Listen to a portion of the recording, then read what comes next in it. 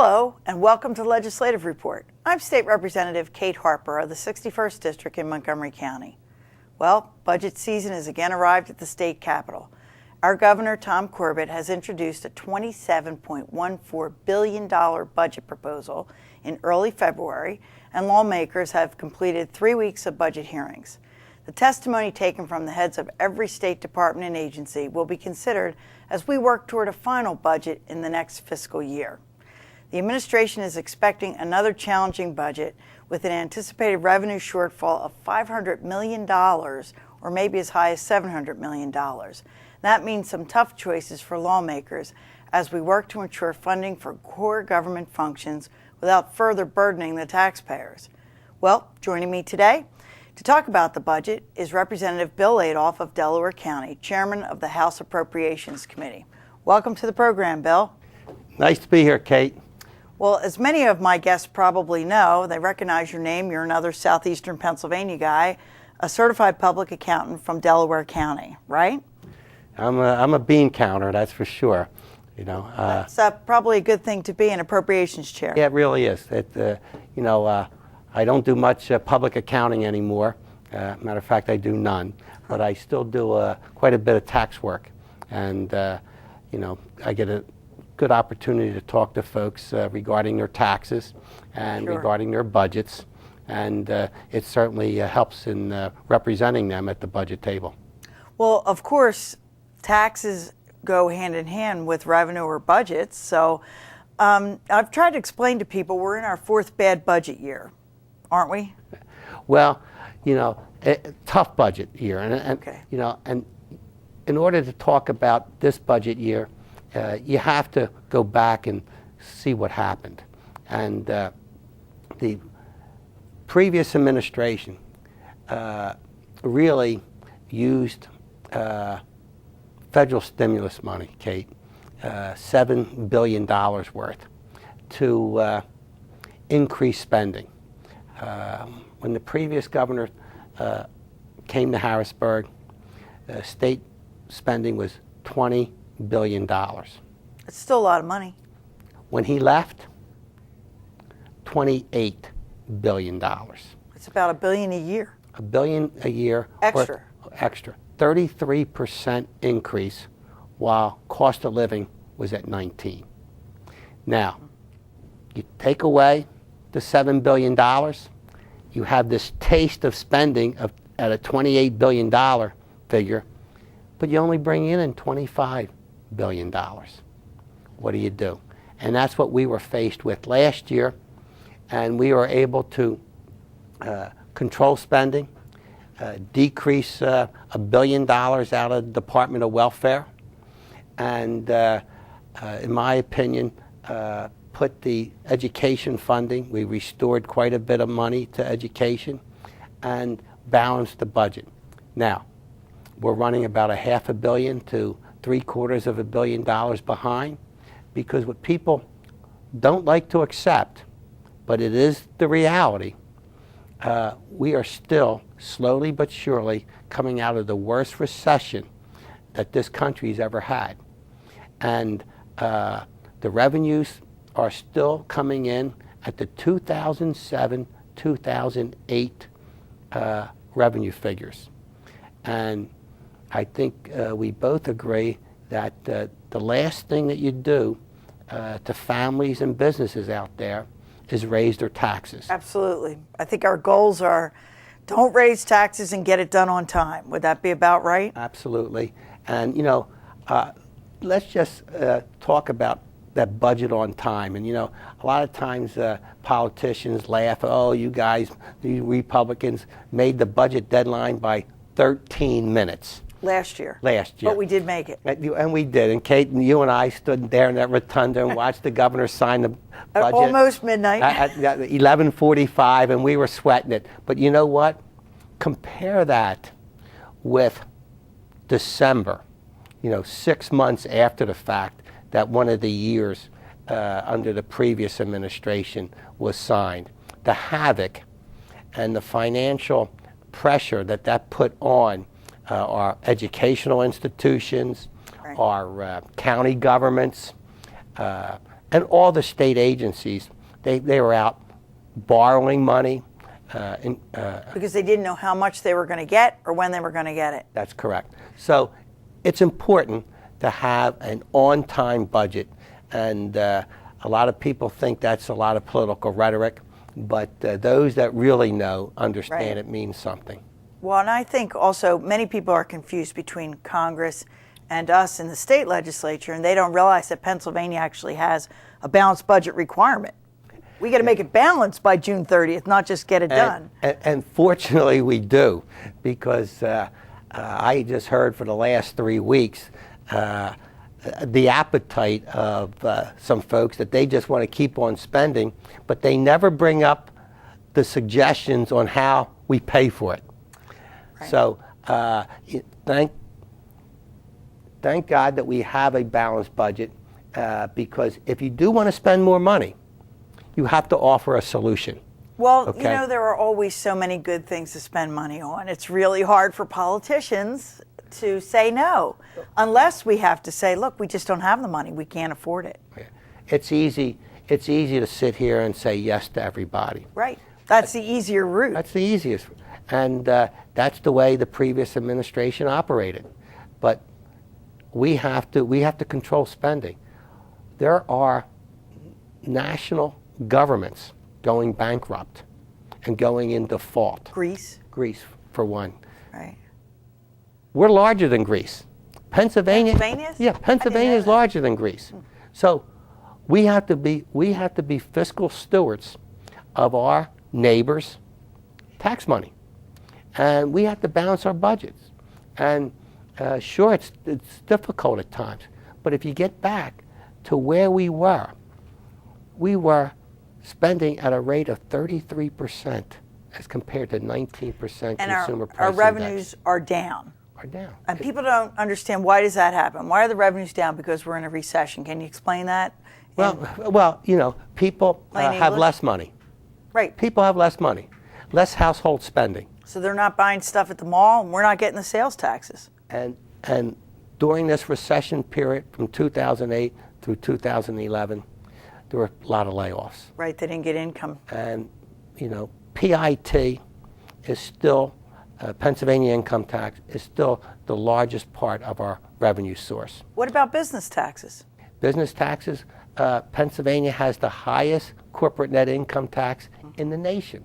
We were ranked number 49th and 50th, depending on what business magazine you want to talk about, Kate. So That's really bad. businesses are paying their fair share. What we're trying to do here is we're trying to phase out some of the high business taxes, so it brings the job creators, the businesses into Pennsylvania, so people can get back to work and generate revenue and slowly but surely get out of this recession. But you can't raise taxes on individuals or businesses during this type of period. No, I don't think they can take it. Now, I know you brought with you some charts that might be surprising to people. And I think the pie chart where we show where do we spend our money in Pennsylvania comes as a big surprise Sure. to a lot of people. Sure. So if we can just pull out the chart and talk about where do we spend the $27 billion that the governor is looking to spend this year. Well, if we want to start with the largest line item, which is pre-K education. Up to 12. The K to 12, that's Okay. correct. 9.66 billion, that's billion with a B, okay, 36%. Okay. The next highest, or actually the highest, Kate, is public welfare. That's the first time this public welfare has been higher than at K through 12, right? That's correct. Okay. That's correct. 39%. And what is that? Are there that many people on welfare? I mean, I think, don't we spend a lot of money for Medicaid and health care for seniors? Yeah, and you know, things like Kate, that? Is yeah, that line item? Yes, and I think, and I have talked to many of my colleagues about welfare. When people hear the word welfare, they think of cash assistance. Right. They think of food stamps, okay? Well, we do pay for that. And that's part of this budget. That's part of this budget, and we're eliminating the cash assistance program because there's no accountability. There's no accountability. They just got, a debit card to start spending money, and you couldn't do it. But there's an awful lot of good programs in here for those that need it the most. In the welfare budget. In the welfare budget. A lot of hospital spending. An awful lot of care for poor people or seniors who don't have any money. Medical assistance, it's called. Right. Medical assistance. Okay, medical assistance is a big part of it. The difference between our administration and the previous administration is this. We want to make sure that there's enough money to get to those that need it the most. The previous administration, there was a little phrase, shut your eyes and authorize. And as a result of this line item was $1 billion more than what it was today. Well, I don't know if we have it, but you did also have a chart that showed how spending in the welfare area increased dramatically. Yes, and this is under Governor Rendell, and this was before the recession hit, where people might need it more, right? Yeah, no question about it. So we have an individual, Secretary Alexander, Secretary of Welfare, who is finally getting this department under control. And yes, it's a lot of money. $10 billion, $10.5 billion. It's the highest it's slice the highest, of the pie chart. It's the highest part. Right. And we need to make sure that all this money is getting to the folks that are eligible. Well, I have to tell you, Bill, and you probably already know this, advocates in the disability community and advocates for seniors are a little bit worried about some of the changes that have been made by the Secretary of Public Welfare and how they're going to give out the money. They're afraid that they can't serve the people who have these needs, under the new rules. Yeah, here's what's going on, and I understand their concerns. The corporate administration is talking about block grants to our counties. And I've talked to our county commissioners, and they like that idea because it gives them more flexibility. And if they, under the previous categorical grants, if you spent X amount of dollars, that money would lapse if you didn't have the need for it. You wouldn't get it the next year. That's correct. All right. Well, here you have more flexibility, and if you need more money in one category and less money in another category, fine. It's all combined. Well, and that seems to make sense. It does. But the problem is with the 20% decrease. And we're going to, between now and June 30th, we're going to find out exactly what that percentage should be. Well, I have to say, and I'm sure it's been said before, I mean, Pennsylvania is a very old state, so we're not getting any younger, any of us, and our needs seem to be increasing in the human service area. And of course, many people are permanently disabled. They might have been born that way or got injured somewhere along the line. And there's not one person in this General Assembly or in this administration that does not want to take care of those that need it the most. So we just have to have a better idea of how this money is being distributed. And it's a gigantic program. Big major national corporation, international corporation, Heinz ketchup, right, grosses less than what our welfare line is. Wow. Just think about that. Fortune 500 corporation had gross sales last year of a little over $10 billion. That's what our welfare. How much are we proposing to spend? 10.5. Okay. So it's not as if we're not spending money. Right. Hold that thought. We're going to go take a short break. When we come back, I want to talk to you about the other big driver of the budget, which is the K through 12 education piece, because I know a lot of people are concerned about that as well. We'll be right back. Please stay with us.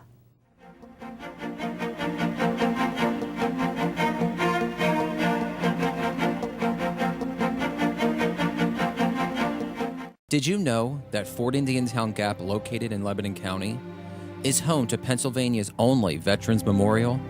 C.J. Frederick of Westchester, Bucks County, submitted the winning design that now honors those men and women who have sacrificed their lives in defending this great country.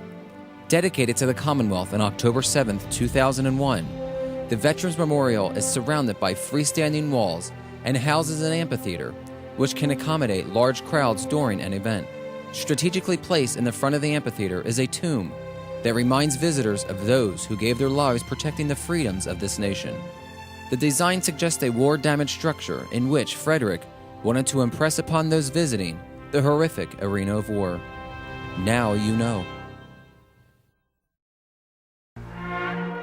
Did you know that in the corridors in the first floor of the capital of Pennsylvania, there are nearly 400 individual mosaics? The idea for creating these intricate tiles was first suggested by Henry C. Mercer in 1902. A year later, he received the commission to prove 16,000 square feet of pavement tiles for the Great Rotunda and corridors of the new state capitol building in Harrisburg. Mercer set about designing subjects for approximately 400 mosaics. He chose as his general theme the history of Pennsylvania, and he soon realized that his tiles could tell stories. Although the arrangement seems random, the mosaics are very thoughtfully placed in the floor. The tile sequence is roughly chronological, beginning at one end with the scenes depicting the Native Americans. The mosaics progress into the story of European habitation in the New World and encompass the Commonwealth's triumph through process and intervention. Now you know. Welcome back to the program. I'm Kate Harper, your state representative, and my guest today is Bill Adolph, chairman of the House Appropriations Committee, a certified public accountant from Delaware County. We've been talking about where we spend $27 billion, and the next category I want to ask you about, if we can, and looking at your chart, 36% of our entire state budget goes to K through 12, kindergarten through high school, public education. So talk to me about that. I hear from my local school boards, and I did check the budget, my local school districts seem to have gotten or are proposed to get about the same amount of money they got last year, maybe even just a smidge more. But I also am getting all these emails, mostly from teachers, saying, why did we cut education? Are we cutting education? Well, the bottom line is that we are not cutting education. And that's when you put everything together and compare apples with apples. We are not cutting education. Then, what block grant is included in last year's, what block grant was not included in last year's. Do you include the pension contribution as part of the education line items? That's where all the debate, and that's where people like to play shell games. All right, well, let's take them one at a time, because basic education grants, yes, is I think what my school districts get. I have three very good suburban school districts, and I know that we pay for 90% of our school costs at home from the local tax base. So we get about 10% from Pennsylvania. So what are we getting? You're not getting, you're getting about the same as you did the year before, Kate. Okay. Nobody's going to disagree with that. And I think probably your local school teachers are probably talking about the city of Philadelphia, the city of Pittsburgh, maybe receiving less than they did the year before and compared to 2 years ago. And that's because a lot of the categorical grants outside basic education, such as reimbursement for charter schools. And if you have good public school districts, very few kids would go to charter schools. Right. I think that's true in all there was no question about it. The reason why charter schools are out there because it's an alternative to the local public school district. And I find that most of the low-performing school districts have the most charter schools. Like Philadelphia, Chester, Upland, places like that. No question about it. So that's why they part of it. That's part of that's the money follows the child. What happens? No, the money goes to the school district, and when that child leaves the school district, that school district writes a check for 80% of what they received, what they spend on that child, okay, to the charter school. And what And then under the previous law, there was an additional reimbursement of about 40% that came from the state that went to the local school district. It was like, okay, you know, you got 100%, you kept 80, well, here's another 40%. And that other 40% is what we eliminated. That was unsustainable. We could not control it. Okay, we just couldn't afford it. We couldn't afford it. And it was sending money to a school district when the kids are no longer there. Right. Theoretically, at least, it should be cheaper if there are fewer children. Theoretically. I mean, if you lose a whole classroom worth. Yeah, that's why 100% didn't follow the child. Right. They were able to keep 20% for overhead. And, you know, I agree the classroom was still there, okay? But, you know, Chester Upland is an example. You know, 50% of the kids left. 50%. So they should have been able to reorganize the schools a little bit, save some money, and still be able to pay the bill for the charter schools. That's correct. But that particular it didn't happen in that school. It was mismanaged, and you know they ran out of money, and they weren't even paying the charter school. Charter schools. So it's a mess.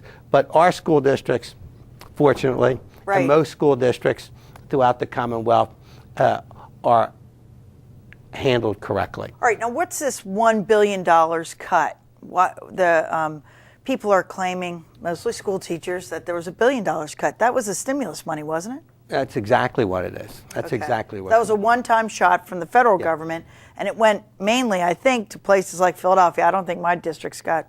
They got a little bit, a very tiny little bit, but most of it went to Philadelphia and Harrisburg and Reading and so forth. And when they received the stimulus money, and I know you did as well as I did, we sent a letter to our superintendents back in those days and said, listen, June 30th, 2011, this federal stimulus money is over, okay? So don't start new programs, you know, kind of help pay for your existing expenses with this stimulus money, but don't start new programs. Those that took that advice are okay.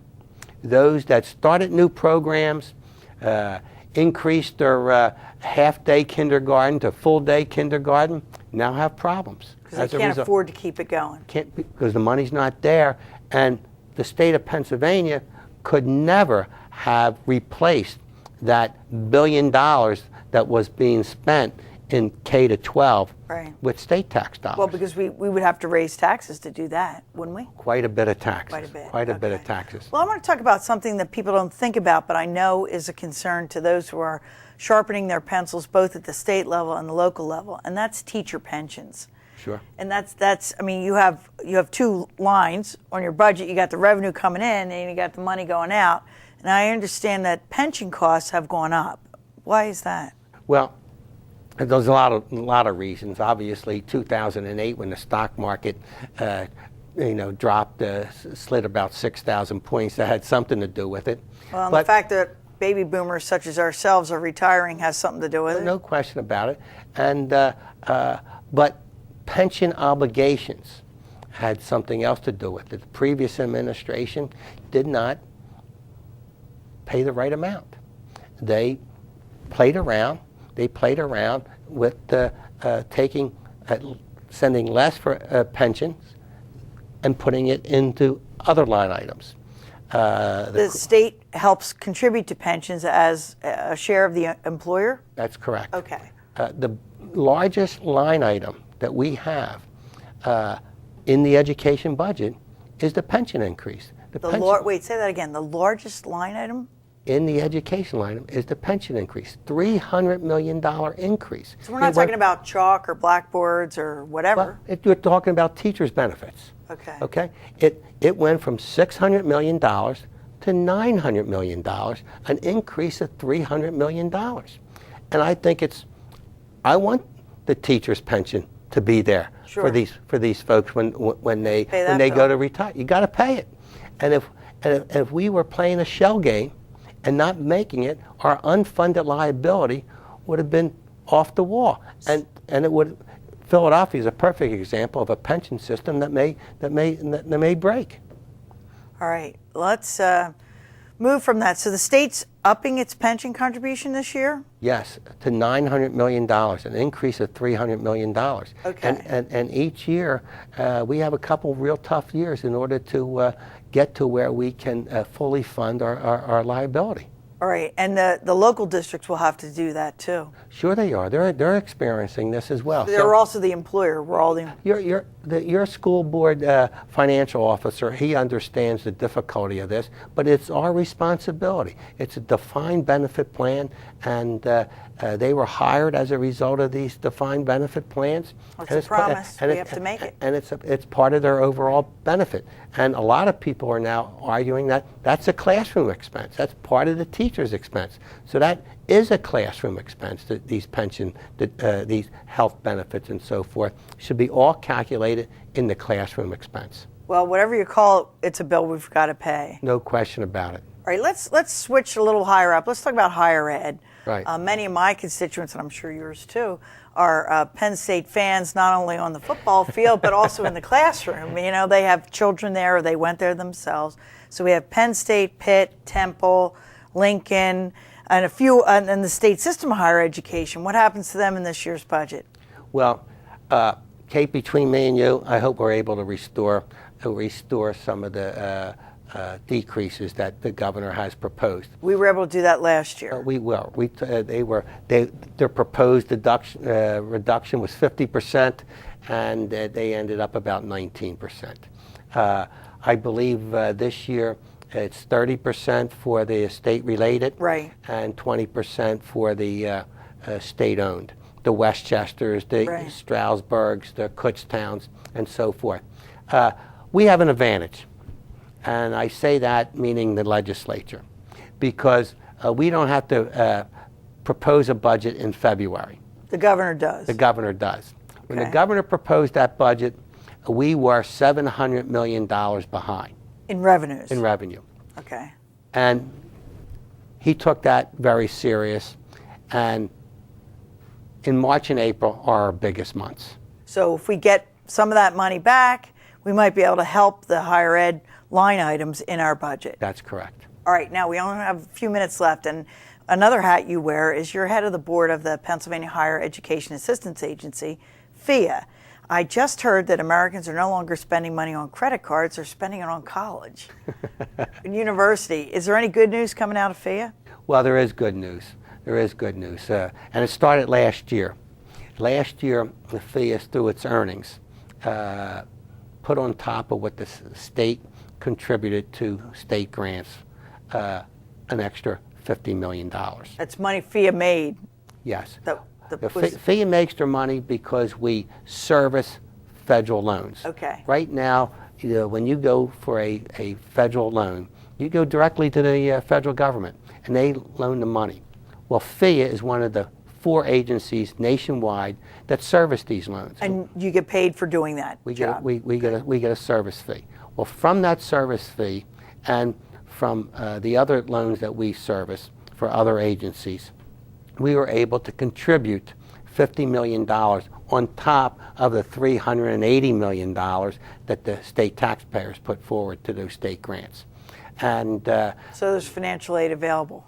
There's financial aid available. We give out state grants to about 180,000 Pennsylvania residents. All right, that's a good place to end. This has been a bit of a depressing day, but I think it's good news that FIA has money for kids going to college. And that's all the time we have for today's program. I'm State Representative Kate Harper.